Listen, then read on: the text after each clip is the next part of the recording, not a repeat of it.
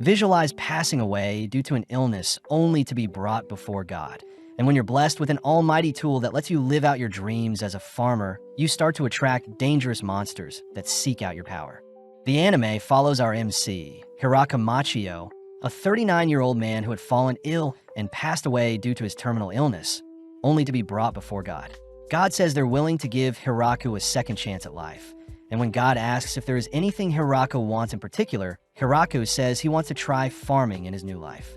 Intrigued by the request, God contacts the god of agriculture to help bless Hiraku's new body.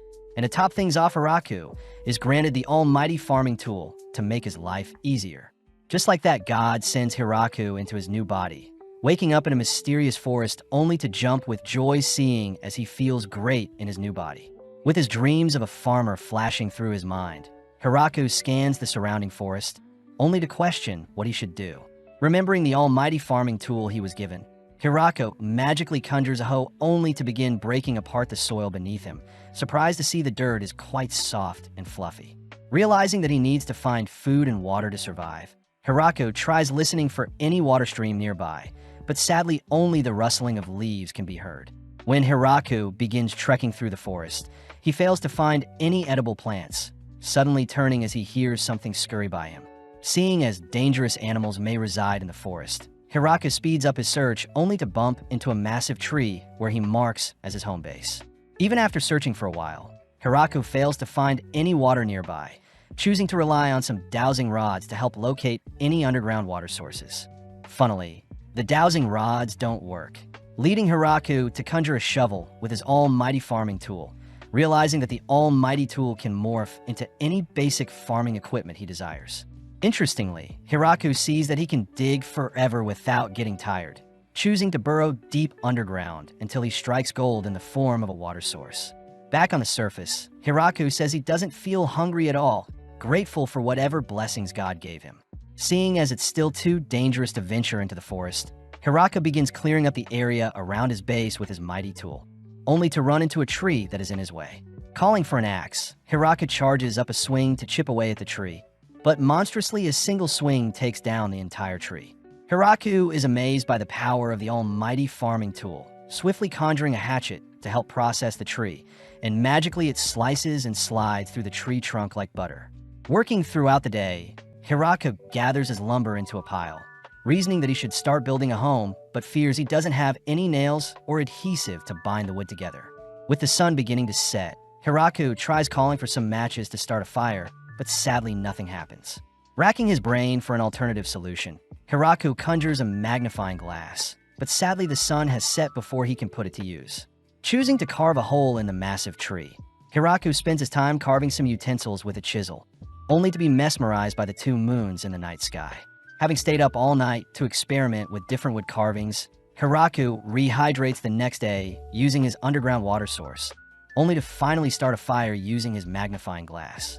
Spending several hours clearing out more of the surrounding scenery, Hiraku says he doesn't feel fatigued whatsoever whilst using the almighty farming tool, but fearing that his exhaustion may catch up to him, Hiraku begins making plans to hunt for something.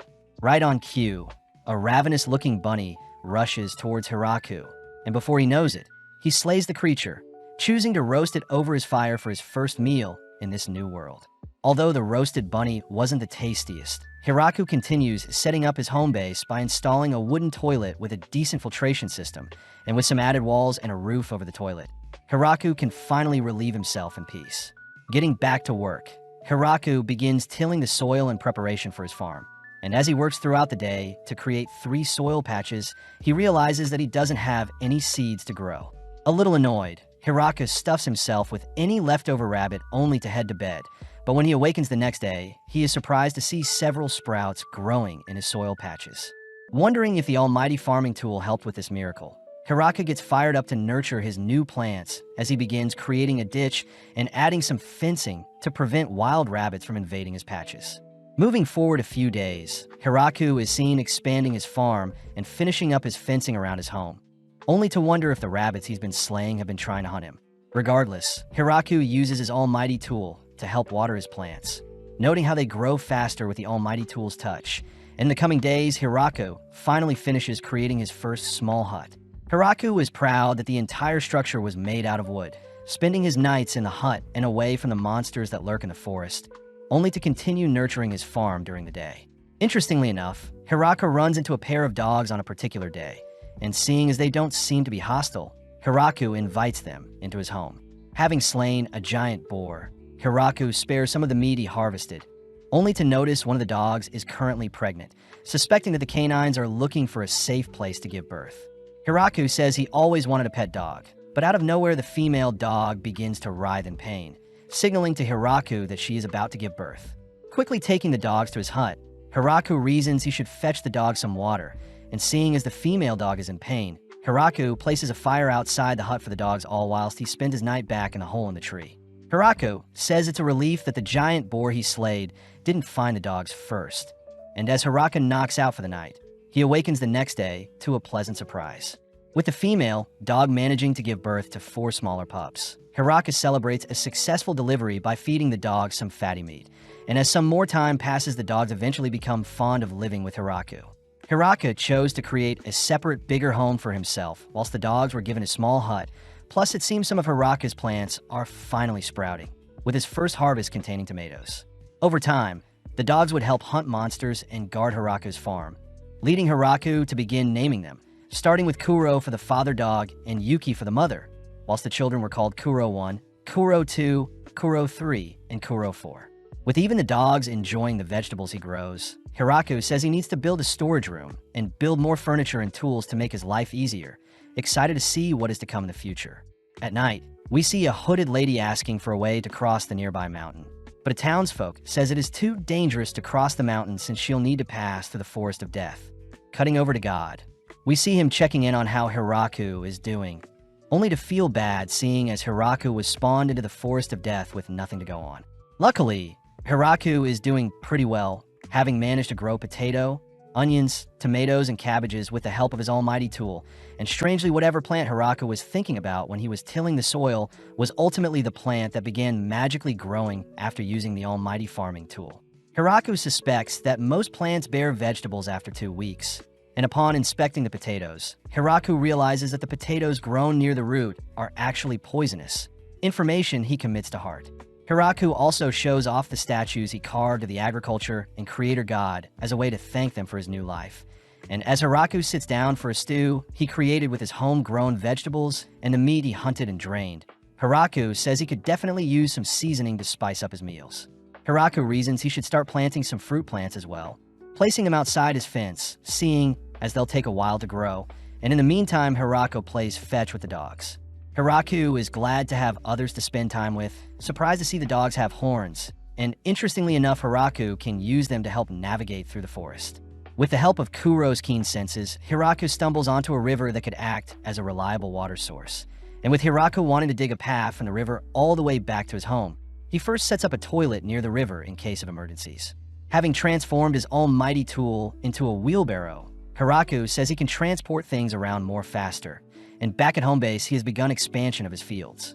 Hiraku begins to add oilseed plants to help with the production of oil, wheat to yield flour, and sugarcane for sugar. Off to the side, Hiraku sees that his soybean plants have grown, but sadly he has no salt to enjoy them as edamame. And before he knows it, some more time has passed and the surroundings have gotten more cold. Hiraku says he can see snow forming on the nearby mountains, fearing what winter has installed for him. And having failed to use the rabbit's fur as additional layers of clothing, Hiraku chooses to stock up for the winter. Out of nowhere, Kuro introduced Hiraku to a fluffy-looking spider, a creature that is able to produce silk and weave them into clothing for Hiraku. Hiraku gladly allows the spider to stay in his giant tree, all whilst feeding it some potatoes in exchange for some warm clothing. Surprisingly, the spider also decks out Hiraku's home with some sheets for his bed, pillows, and curtains, ultimately bestowing the name of Zabuton. As snow falls on Hiraku's home, he chooses to lock himself away in his house where his fire pit keeps him warm and his harvested vegetables keep him fed, but Hiraku begins to feel lonely, wondering when he'll get to speak with people again. With time flying by, winter eventually passes and Hiraku returns to his daily routine. But interestingly, Kuro and Yuki's pups have all grown up and began venturing into the nearby forest. Not even a day later, the pups return with partners of their own. And as for Zabuton, it seems she had given birth to children of her own. more motivated than ever to expand his farm to feed his expanding family. But suddenly Hiraku's companions alert Hiraku to something dangerous nearby, prompting Hiraku to rush and check it out. Deep in the forest, Hiraku runs into a shy-looking girl who has been cornered by his companions. But as the girl asks for help, Hiraku's companions prepare to attack her. Hiraku calls for everyone to stand down, preparing to hand the girl some clothing to cover up, but suddenly she leaps onto Hiraku, swiftly biting his neck. Having tasted his blood, the girl begins to transform and grow before Hiraku's eyes. But before Hiraku can ask who she is, Hiraku's dogs attack her, forcing her to revert back into her smaller form. Hiraku learns that the girl had to suck his blood to replenish her strength. And funnily enough, when she tried devouring one of Hiraku's companions prior, she was brutally beaten by them. Feeling bad for the poor girl, Hiraku allows her to refuel and suck his blood, surprisingly feeling fine due to his healthy body blessing from the gods. Taking the girl back to his base, Hiraku sees that she is drawn to the tomato he has grown, a plant she isn't familiar with. As the girl munches on a juicy tomato, he gladly shows her around his farm, both spending the day chatting and having fun, only to retreat into Hiraku's home for the night. Hiraku hears that the girl's name is Rururushi the vampire, a being capable of wielding magic and also researches medicinal plants. Ru says some nobles were after her research, so they chased her into the forest. But luckily, Ru has been saved and plans to study the plants Hiraku has grown before she leaves. Hiraku hears that the forest he lives in is quite dangerous, and that his almighty farming tool is magic Ru has never seen before. But seeing as it's the perfect chance, Hiraku begs Ru to stay with him forever, as he doesn't want to be lonely. Flustered by the proposal, Ru cries that she is a vampire, but Hiraku could care less as he wants someone to spend the rest of his life with. Funnily enough, Hiraku gets embarrassed having realized he has just confessed his love to Ru, but Ru doesn't mind agreeing to live forever with Hiraku. The next morning, Hiraku is back on his farming duties, warmly greeting Ru, who has just awoken. Ru says she is in her smaller form to prevent Hiraku from embracing her whilst he's all dirty, but Hiraku says Ru is their first official villager, uttering that he can help Ru grow some medicinal herbs if she likes. Later that night, we see another mysterious girl asking for directions through the forest of death, strangely uttering that she'll be fine with traveling through the forest. Within a few days of living with Ru, Hiraku is grateful that Ru installed some light magic in their bathroom, along with showing Hiraku where to mine some salt. Now with the sleepy vampire awake, they head to check on their orange and peach trees, all while sipping on some tea Ru had brewed. Hiraku mentions how he is craving some black tea, but out of nowhere Hiraku hears that there is another intruder nearby, rushing into the forest only to see a winged girl crying out for help. As Hiraku defuses the situation, he becomes speechless seeing the girl heal her wounds with a wave of her finger. And surprisingly, she seems to have been looking for Ru. Heading home, the girl introduces herself as Tia, the Angel, a race of warriors that are quite strong. Tia is surprised to hear that Hiraku is Ru's husband, but Tia regretfully informs Hiraku that there had been a bounty placed on Ru since she had wreaked havoc in a nearby town. Ru says she was captured by a noble and forced to create medicine for them, so she rebelled and escaped. But before Tia can scold Ru for causing so much trouble, Ru admits that she was wrong to have destroyed the noble's home. Tia is surprised Ru has matured a decent amount, even offering to show Tia around their base, only for Ru to present their growing crops along with their soon-to-bloom fruits. When Ru introduces Zabuton, Tia collapses out of shock, having a fear for spiders. But to cheer her up, Ru invites Tia to harvest some crops with him. With Hiraku taking the lead, he shows Tia how to harvest some cabbages, and seeing as Tia is intrigued by the vegetable, Hiraku washes and seasons some leaf for Tia to try. Although skeptical, Tia is pleasantly surprised to see the cabbage taste quite fresh, inspiring our trio to work throughout the rest of the day. Satisfied by their harvest, the girls clean themselves with magic, only for our trio to head inside where Tia indulges in some succulent strawberries. Seeing as Tia enjoyed her time farming with them, Ru declares that Tia will be living with them moving forward in time, where Tia has become part of the village. With Tia present, we see the girls creating golems to help move around heavy logs, and when Tia asks if they could add more strawberry plants to their farm, Hiraku says the strawberries will be hard to manage, plus he fears there will be too much food for them to eat alone. Right on cue, Hiraku takes note of the new puppies that have been birthed from Kuro and Yuki's children, and seeing as they'll need to further expand the hut for their new puppies, Hiraku gets to work opening up another section in the forest for the pups to roam around. erecting a bigger home for the dogs to stay. Hiraku admits that he is having trouble finding names for the new pups, and when Hiraka checks on Zabuton, we see some of her children leaving the village to explore the greater world. Hiraku is glad to see some of Zabuton's children have remained behind, and with Tia asking for permission to leave for a few days, she magically returns with a group of elves who introduce themselves as Ria, Leaf, Lickit, Lisa, Lily, Lita, and Lise.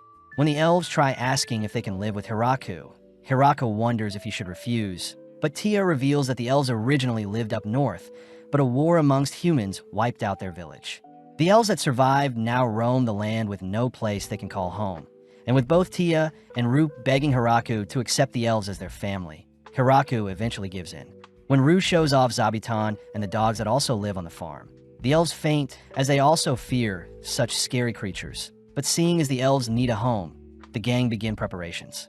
Starting off by clearing some land and building a toilet for the elves, the girls are able to coordinate and work together to construct a massive wooden home in the span of 10 days, a feat Hiraka would have never been able to accomplish alone. Heading inside, the girls chat in the living room while Hiraku admires the building to house 2 storage rooms on opposite ends of the house and a central living area with 2 floors completely lit with light magic. Exploring the second floor, Hiraku sees that the entire floor is filled with rooms for the girls, wondering if the elves will like it here.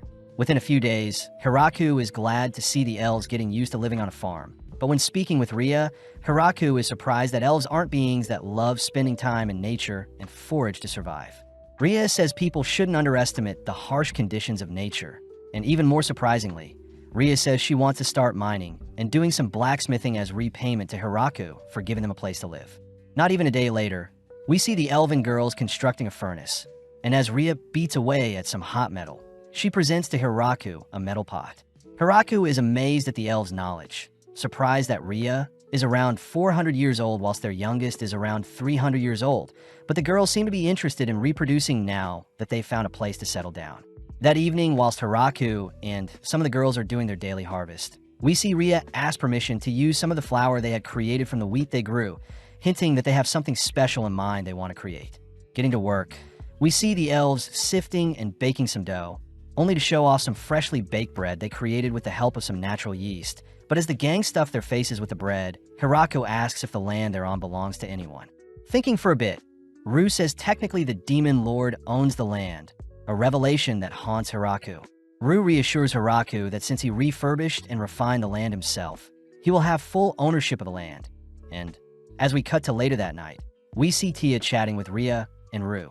Tia says it's amazing that Hiraku was able to tame so many inferno wolves and even a demon spider. As the girls praise Hiraku for making it so far with so little knowledge, we see Hiraku spending his night carving some more wooden utensils, only to wonder if he could ask Ria and the elves to help with building the waterway between his village and the lake he found prior. With the next day arriving, we see Hiraku run into Zabuton, only to see that she has captured a bee. Zabuton says the bee will be of good use to Hiraku, prompting Hiraku to set up a little house for the bee to set up their nest. After 10 days, Hiraku sees that the queen bee has already compiled together its nest, and seeing as worker bees have already populated the nest, Hiraku gets excited to harvest some honey. When Tia arrives to ask something of Hiraku, she suddenly flees, seeing bees have swarmed Hiraku. But as we cut to later that day, we see Hiraku showing Ria the reservoir he built. Ria hears that Hiraku still needs to draw the water into the reservoir from the nearby lake, and seeing as they can't use stone nor wood to create the waterway, the duo settle for some compact dirt as their material of choice. As the elves help with production, the gang end up constructing a water gate atop the waterfall along with a waterway that leads back to the reservoir, and within a few minutes the gang are able to fill their reservoir with water. Interestingly, Hiraku sees that several fishes have been caught in his water gate, even running into a gigantic fish that he brings home to roast. Tia and Ru are shocked to see Hiraku nonchalantly grilling such a horrific-looking fish, and with Hiraku confirming that the fish is edible and tastes like salmon, he beckons Tia and Ru to give the fish a go. Instantly, the fish is a hit amongst the village, but most of their caught fish was ultimately soaked in salt and left to dry in the storage room. When Hiraku sees that his rice plants are growing fine, he declares that they'll be creating a rice paddy, immediately getting to work as he clears up some space for their new paddy. Unleashing some water into the paddy, Hiraku instructs the girls to get their feet wet, as they'll be planting some seedlings alongside him. Working in tandem, they manage to populate the area, and in the blink of an eye, the seedlings sprout into rice plants. With the girls helping to reap the crops, Hirako sets them out to dry all day, only to gather them in the girls' dorm that evening. Now moving on to the processing stages, Hirako begins extracting the rice from the crops, gleefully celebrating as he scoops up a handful of rice. Outside, Hirako begins cooking the rice, a sight that confuses the girls. After a few minutes, Hirako unveils the hot, steamy rice, shaping them into rice balls only to hand them out. With each bite, the girls are struck by the fluffy rice, only to be surprised by the salty fish filling Hirako added, satisfying Hirako as he's happy to see the girls enjoying his cooking. As days pass, we see Hirako and the elves tending to their rice paddy, and after each session, the elves clean themselves off with magic. Jealous, Hirako gets started by mapping out a plan to construct a bath, and seeing as they'll need a furnace and changing room, he employs the help of the elves. Starting off with a furnace, Hirako eventually moves on to creating a tub big enough to fit multiple people. Couple this with some stools and buckets for the washing area. Hirako does fear that they'll be dumping dirty water back into the river, but Tia says they can simply use slimes to help purify the water waste, as slimes eat any and everything. With Tia gathering some slimes for the village, Hirako puts them to work by having them help filter out any dirty water they have in the village. And before Hirako can warm up the bath with some firewood, he notices mushrooms growing from the wood he gathered. Hirako remembers Rue pointing out how hard it is to distinguish between poisonous and safe mushrooms, whilst Ria and her elves love cooking and eating every mushroom they find. As for Tia, she had offered to eradicate every mushroom in their vicinity. Before Hirako can experiment with the mushrooms he has found, he chooses to explain to the girls how to properly take a bath, but the girls ask that Hirako demonstrate it instead. Seeing no other way, Hirako starts by unclothing himself only to rinse and clean off his body, swiftly heading into the bath, all whilst the girls watch. Hirako is immediately swept away by the luscious warm water, glad to have been given a second chance at life, but suddenly the girls follow Hirako's instructions and begin washing themselves off. In mere moments, the bath becomes populated with the girls, but Hirako can't help but feel tense seeing as he can no longer enjoy a nice bath alone.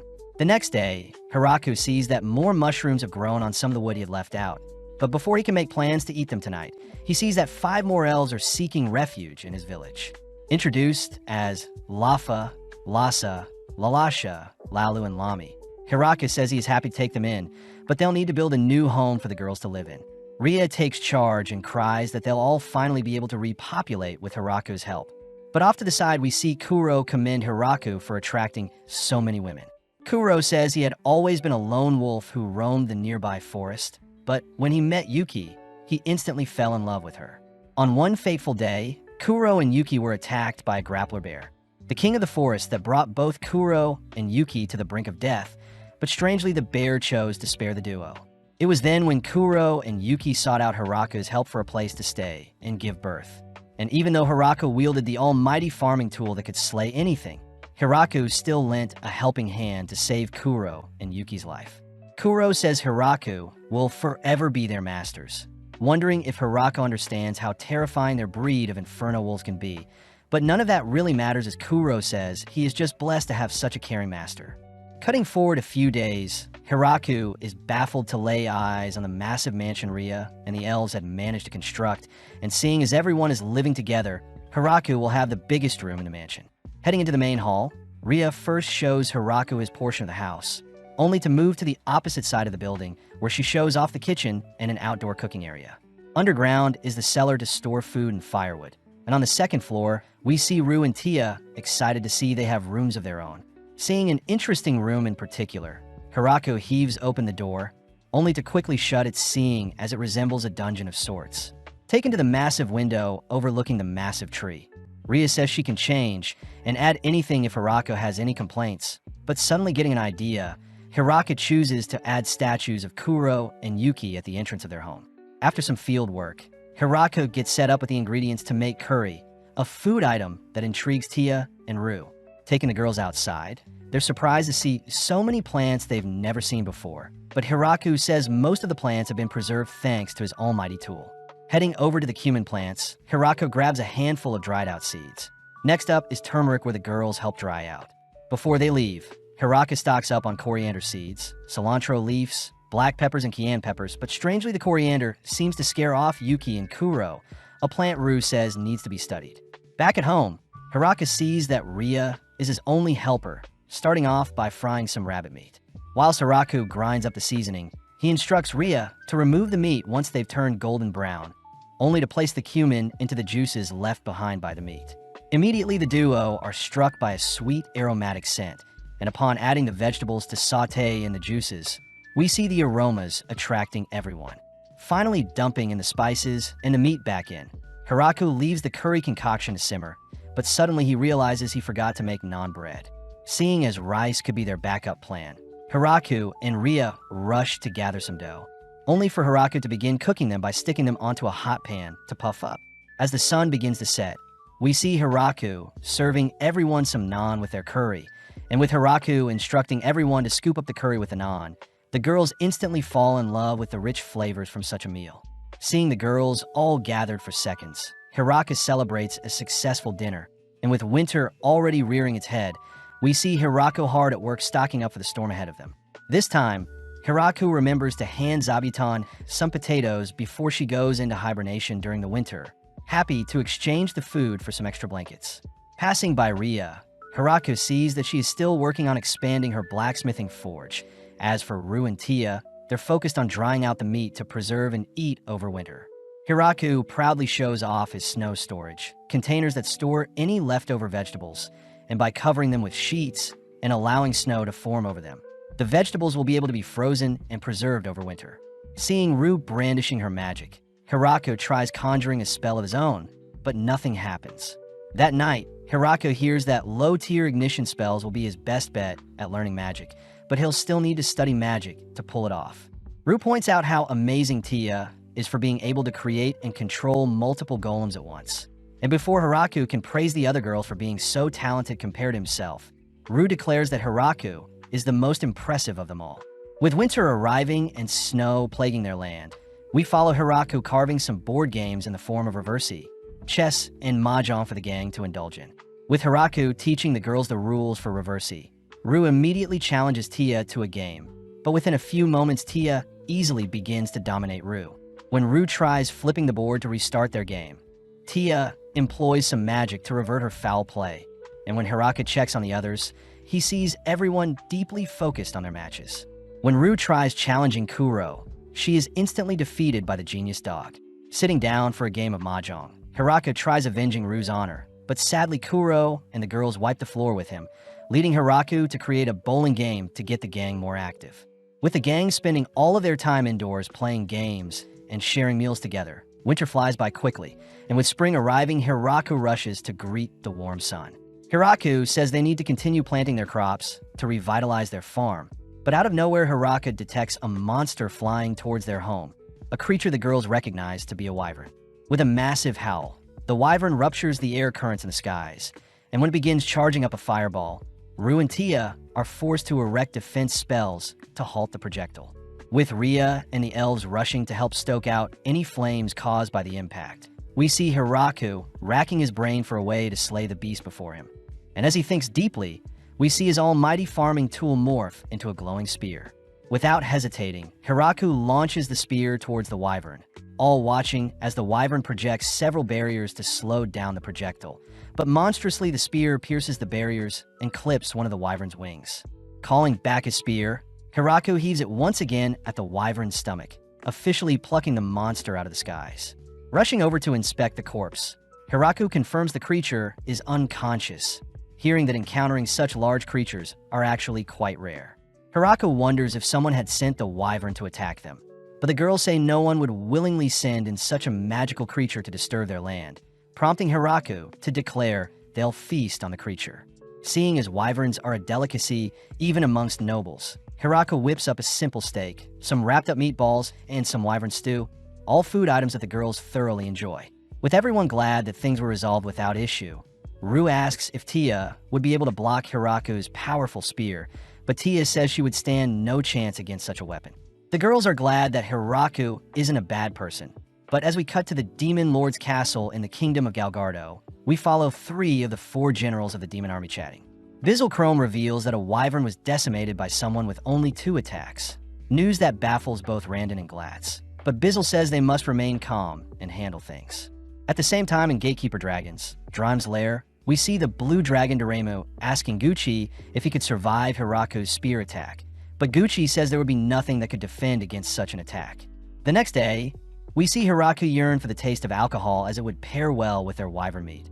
And with the girls excitedly plucking some grapes to make wine, we see them instructed to stomp and squash the grapes. Hiraku says he'll be catching the juices in barrels, prompting the girls to begin their march. But as they begin circling around each other, Tia accidentally slips and falls. With the girls remembering one of the songs they used to sing in their village, they all begin singing and dancing to the beat of the song, allowing everyone to sync up with each other's movements. As Ru forces Hiraku to join on the fun, we cut to later that evening where the gang have collected 16 barrels full of wine, exciting the girls as the wine needs to ferment before they can indulge in it. Zooming out, we see God being scolded by the goddess of creation for giving a human such a powerful spear comparable to the holy lance of grime. The goddess of creation says thanks to Hiraku's perfect body that God gave him, he can infinitely use such an overpowered weapon. And to top things off, the goddess of agriculture says the statue Hiraku carved for her is of an old man, revealing to us that God is actually her father. Strangely, the next day, we see Hiraku once again alerted to an intruder in the forest, only to stumble onto Flora, Ru's younger sister. Immediately, tension is high since Tia is already threatening to snuff out Flora, but Hiraku says Flora is free to stay with them, hearing that Flora was only visiting to check in on Ru. When Flora wonders if such a weak man is worthy of wedding her sister, Ru utters that Hiraku is actually the master of multiple inferno wolves and even took down a wyvern himself. Hiraku is surprised himself that Kuro and the other wolves are actually powerful creatures. But to make up for Kuro attacking Flora earlier, Hiraku serves Flora a hearty meal. Flora is enthralled by the plump tofu, intrigued to hear that food items like cheese and wine can be fermented for a more rich taste. As Flora wraps up her stay with the gang, she says she'll spread what she learned to others at home. But not even a month later, Flora returns with several maids. And the head maid personally introduces herself, only to show off some cows that can help with milk and cheese production. But off to the side, Tia realizes that the village is filled with vampires, elves, wolves, and spiders, but none of her own kind. Rushing off to recruit people, Tia shows off her underlings, Gran Maria, Kudel, and Corone the Angels. As for Daga the Lizardman, he presents Hiraku with a chicken to lay eggs. Straight away, Hiraku sees that and her maids are hardworking. Plus, they seem to hail from the race of ogres. Hiraku feels bad seeing and her maids dining on simple potatoes. But when he tries teaching them the beauty of cooking, he realizes the maids will need more practice with the meals they cook. As for the 3 angels Tia had brought, they had been given the responsibility of patrolling the premises as a line of defense. And finally, for Daga and his lizardmen, they were all tasked with helping with construction. Not too long after, Ria had shown off the other elves seeking refuge, and seeing as their village has grown drastically, Hiraku had asked for a representative of each race to gather for him. Hiraku says he would like to come up with a name for the village, and seeing as he doesn't want to use his name nor name it after the Forest of Death, Hiraku settles on calling it the Great Tree Village after the massive tree pillar their village was built around. At night, Hiraku holds a party to commemorate the naming of their village, only to be deemed mayor by his villagers. Gladly accepting the role, we see the village party throughout the night with some of the wine they fermented, all whilst Hiraku takes in the moment, grateful to be able to share the spoils of his new life with others. With days passing, Hiraku continues to live out his routine of tending to his farm, but out of nowhere he hears that a messenger from the demon castle has arrived. Taken to meet Bizzle, Bizzle is intrigued to see that Hiraku is the mayor of the village, and as a peace treaty, Bizzle gives Hiraku a rare-looking item. When Bizzle says that the Demon Lord would like to speak with Hiraku about his village settlement, Hiraku begins to fear that the Demon Lord may take away his village if he doesn't show his gratitude. So Hiraku offers to pay a 10% tax on all the things he grows every year. Bizzle is surprised by the offer, instantly accepting the offer as Hiraku heads inside to write a contract that offers up 10% of what they grow. This excludes the things produced by animals and handmade.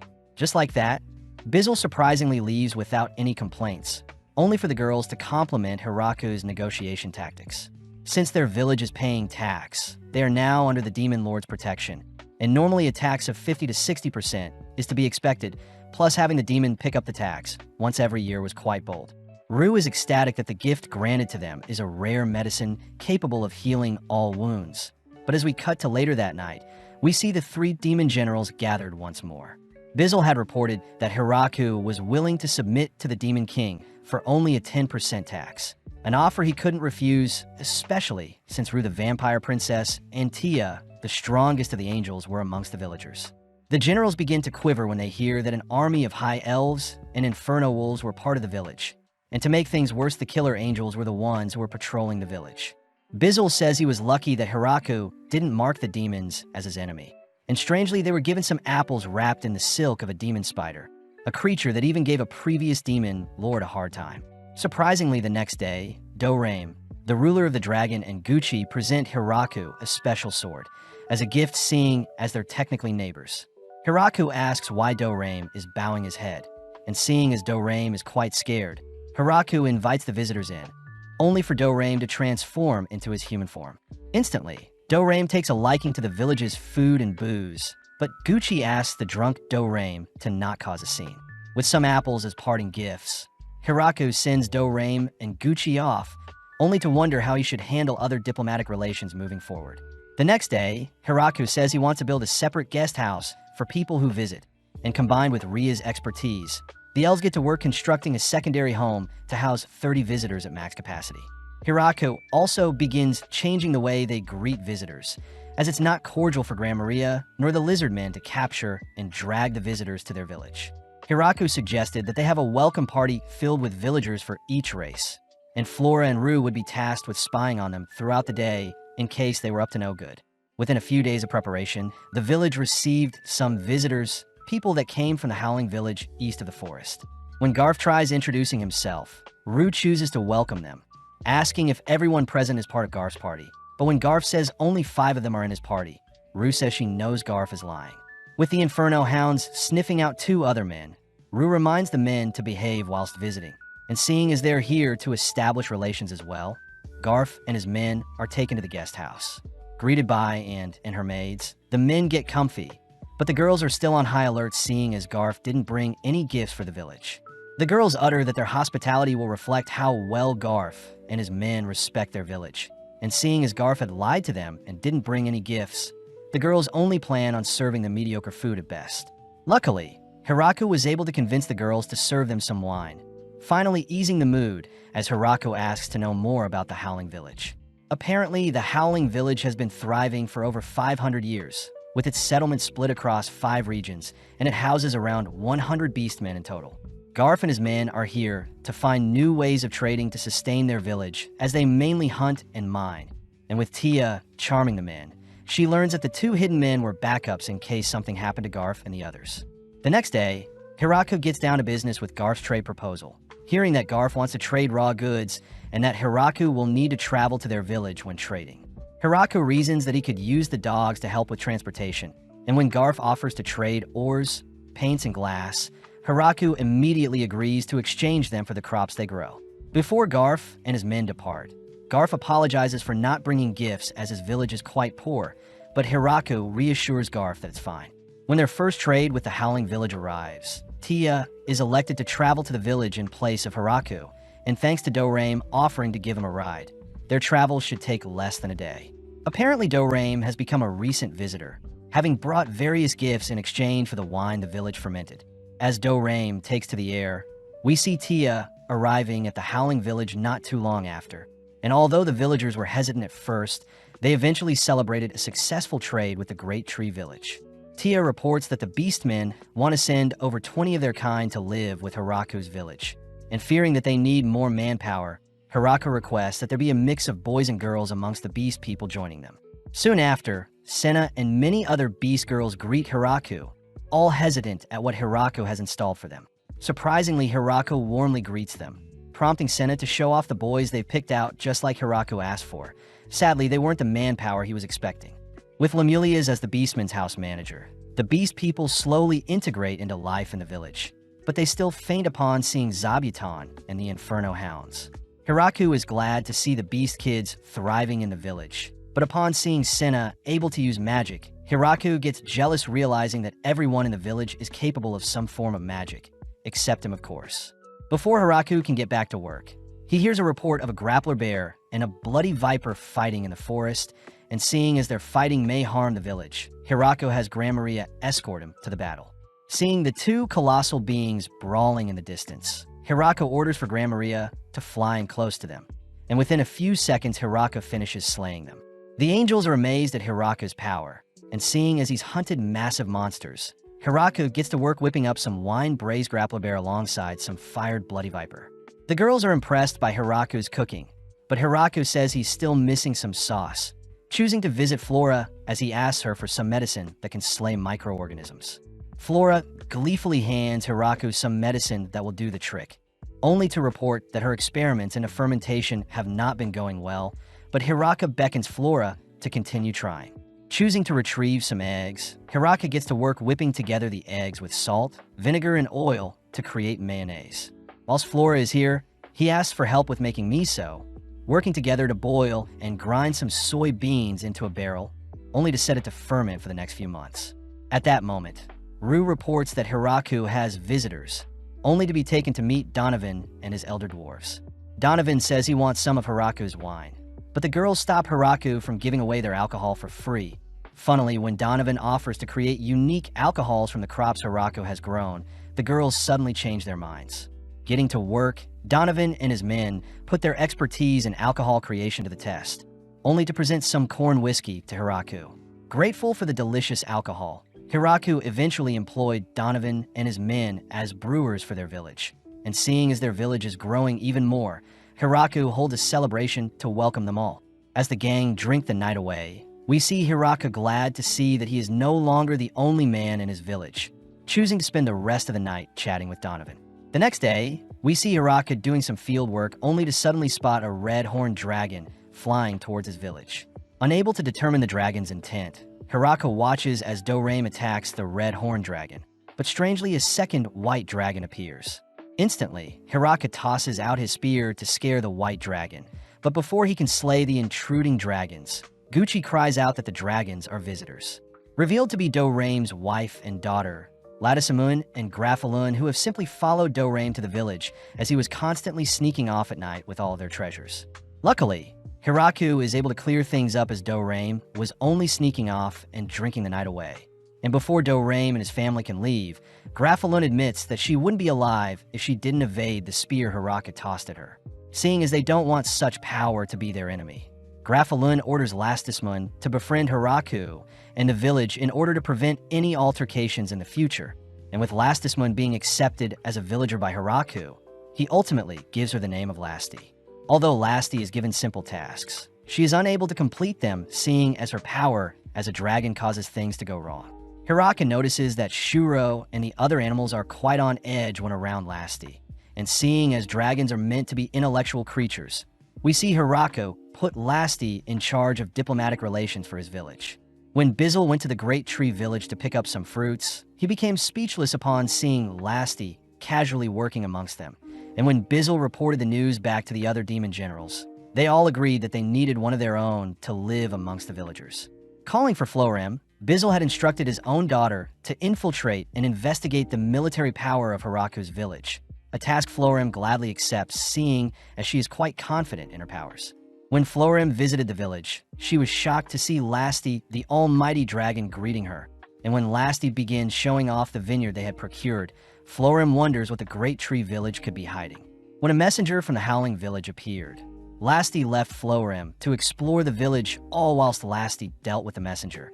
But upon inspecting the people that lived in the village, Florem can't help but wonder why such opposing races like vampires, angels, and elves live amongst each other. To make things worse, Florem notices demon spiders and inferno wolves amongst the villagers, making Florem feel helpless as her demon army wouldn't stand a chance against the village's military power. Florem still wonders who the mayor of the village is, coincidentally running into Hiraku, but having mistaken him for a random villager, she simply runs off to continue her investigations. Later that day, Florem finally realizes that Hiraku the human is actually the mayor of the village, being responsible for slaying a wyvern and taming so many powerful creatures. Not even a day later, Florem has decided to live amongst the others, diligently helping out when she can, but she still stiffens up when Hiraku is around. Moving forward in time, we see the village populated with all sorts of colored slimes, but only became a big issue when one of the slimes slurped up an entire barrel of alcohol. The girls are pissed that their precious alcohol was wasted on a mere slime. But before they could punish the red-looking slime, Florem had convinced the girls to let the slime go, seeing as it was probably an accident.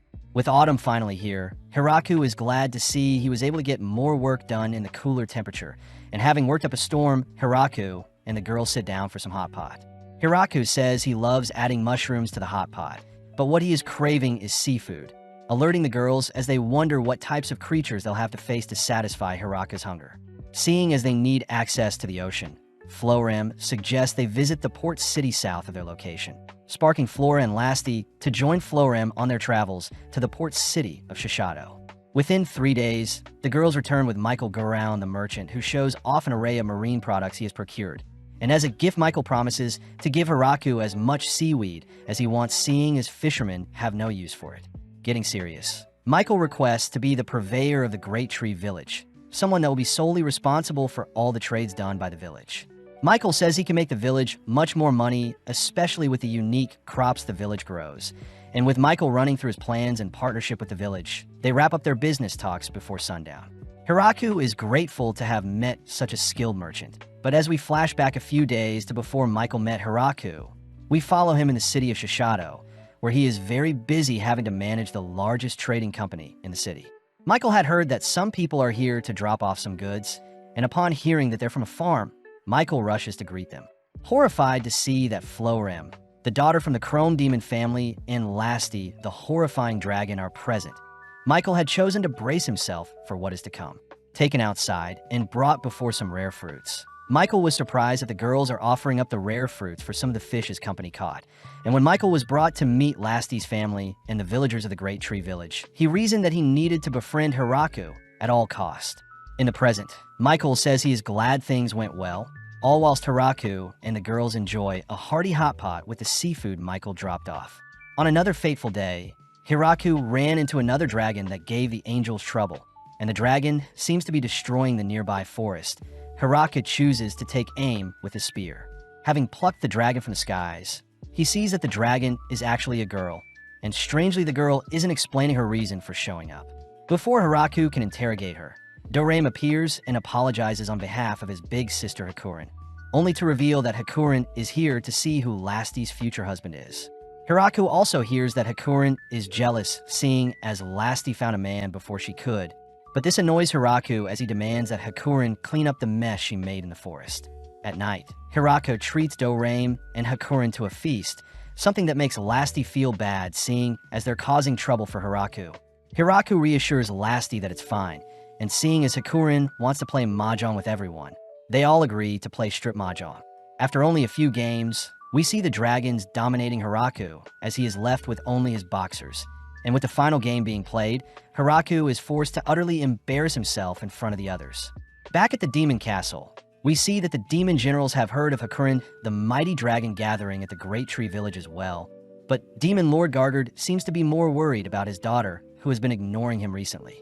In the village, Hakurin had chosen to stay, and seeing as she is quite lazy, Hiraku had to force her to do any job he could find to keep her busy. Luckily, Hakurin agreed to be the village teacher and help inspire the youth. That evening, we see the Lamia girls, led by Junia, arrive at the village to ask for a truce. Apparently Shuro, along with various other hounds and spiders, had scared the girls out of their caves, believing it was a dungeon. And seeing as Hiraku wants to establish good relations with the Lamias, he chose to give the girls fruits in exchange for the gems the Lamia mined. Hiraku had also promised to leave the Lamia's territory alone, adding that he would like the girls to cover themselves up when visiting, hence officially starting the Lamia delivery service for a reliable exchange of gems. At night, we see Rosalind Greach, Roage Mamonros, and Klakas Bugle all egging on the Demon Lord's daughter, Princess Yuri, to rescue Florem, as they suspect she is being held hostage in the Great Tree Village. At the same time, we see Florem hard at work, having been put in charge of the village's accounting, only to be visited by her father, who has used some teleportation magic. Bizzle reveals that Yuri has been swayed by her followers to attack the Great Tree Village, and seeing as the demon Lord Gargard, nor Florem herself, is able to convince Yuri otherwise, Bizzle suggests that they gather their own forces to squash Yuri's before things get out of hand. Hearing that Yuri's forces total 300, Florem simply asks the Lamia girls to scare Yuri's forces a bit, only to have Rosalind, Roage, and Klakas be captured. Florem tells Hiraku that the three troublemakers will be working under her moving forward. Plus, Yuri will be joining them, seeing as she's been quite spoiled as the Demon Lord's princess. Getting to work, Florem shows the girls around the village, all enthralled by the advancements the villagers have made to make life worth living. The three bratty girls are a little disappointed they'll be put to work, choosing to flee later that night, but they're easily caught and brought back to the village. Florem decides to split up her original jobs amongst the girls, ultimately deeming them the town hall girls.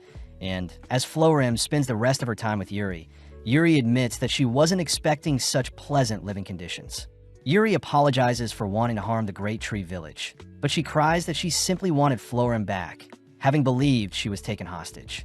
Florem agrees to be more transparent with Yuri moving forward. And later that night, we see that the town hall girls are getting used to their new lives, all whilst Rue seems to be having trouble with her transformation magic.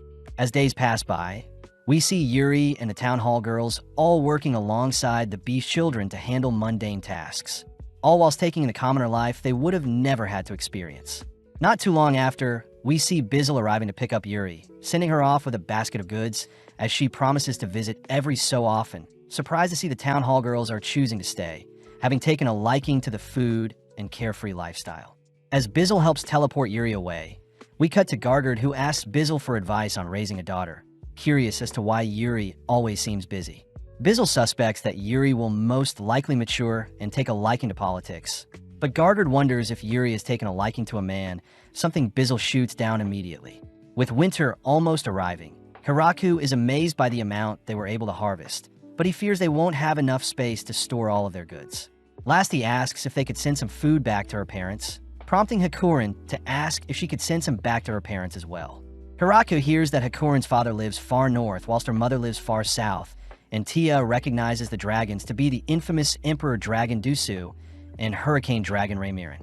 Apparently, Lasti was tasked with dropping off some food at Drime's lair, only to fly past her home to the city of Shishato, where Michael requested that Lasti help slay a creature disrupting his trades. With Lasti returning with the spoils of her trip, we see Hakurin was sent north, where she encounters some mountain elves Hiraku had mistaken as dark elves, all led by Ya. Ya feels bad for showing up out of nowhere, but Hiraku is already thinking of how he can accommodate their new villagers, exciting Ya as she offers to hunt down some food for the village. After several attempts at trapping monsters, Ya eventually returned empty-handed, only to see Hiraku attempting to create some pottery out of clay.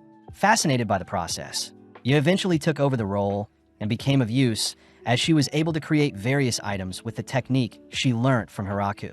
Around the same time, Ria had reported sightings of a dungeon north of their location, and fearing that it may be dangerous, Hiraku had sent out some elves accompanied by a lizard man, an inferno hound, and a spider to scope out the area. Before the sun sets, Hiraku squeezes in a quick bath in the men's bathhouse, enjoying his time with the kids that splash around, but outside we see Florem stopping the town hall girls from trying to get up and personal with Hiraku. When the elves returned from their travels up north, they revealed that a blood viper was living in the dungeon up north, and seeing as the blood from the viper would grant the elves vitality for their future relations, they all beg Hiraku to be given permission to hunt it. With winter arriving, Hiraku hears that Rue has fallen ill, a little anxious seeing as she is normally quite resilient. Rue says her fever will pass shortly, but when Hiraku hears that Rue has had a craving for sour foods recently, Hiraku remembers that the last person to fall ill and crave sour foods ultimately gave birth to a baby. Moving forward in time, we see the village performing their usual deeds, but Rue herself seems to be quite deep into her pregnancy. Although the village was shocked by Rue's pregnancy, Rue herself remained calm, but this had forced Hiraku to be more mindful of others' needs.